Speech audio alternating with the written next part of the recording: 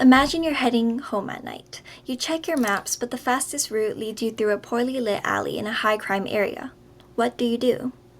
Safety is a major concern in urban commuting, especially for pedestrians and cyclists.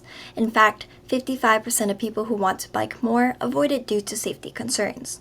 Did you know that in San Francisco alone, 30,000 crimes are reported annually, and many happen near common travel routes? 6% of all streets in San Francisco contribute to 60% of all severe and fatal injuries. By avoiding these areas, we can make people feel safer and minimize danger when commuting. People unknowingly walk, bike, run, drive through dangerous areas because traditional navigational apps only optimize for speed, not your safety. As a walkable city, most people surveyed currently regularly use the following methods of transportation.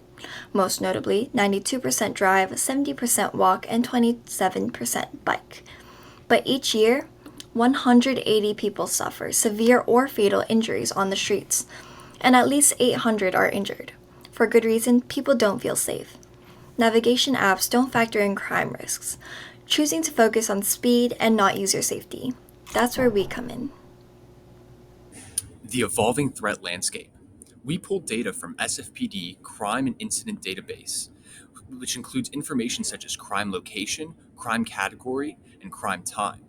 We filtered these results to ensure that crimes such as fraud and embezzlement aren't impacted in your safety score, and only crimes that really impact the safety of your run are included. In order to maintain our data relevance, we make sure that these values are refreshed daily. Looking at crime weight and score, we have two main formulas here. First accounts for more relatively recent impacts to the data, whereas the other one takes in later impacts or farther ones in the past and reduces their impact on current data, which will be seen in the route creation. Second is the crime weight. Those that are more impactful on data have been relatively upscaled, whereas those that weren't as impactful, such as suspicious activity, were downscaled. Looking at the route risk calculation, we have four main formulas, but the idea here is we create three relative barriers using the normalized crime. This allows us to measure three different routes, and we have the normalized district crime rates, which essentially uses log dampening in order to reduce the impact of heavily dangerous routes within a certain bad area. So with the function we created, we calculated the risks associated with each district. Here we have a breakdown of the most dangerous police districts to the safest, and its scores were implemented in our formula to calculate safety ratings.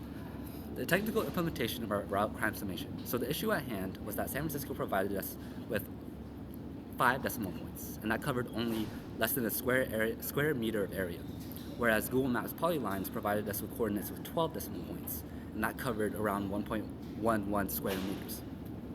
So there would be no matches between the Google polylines and the crime coordinates.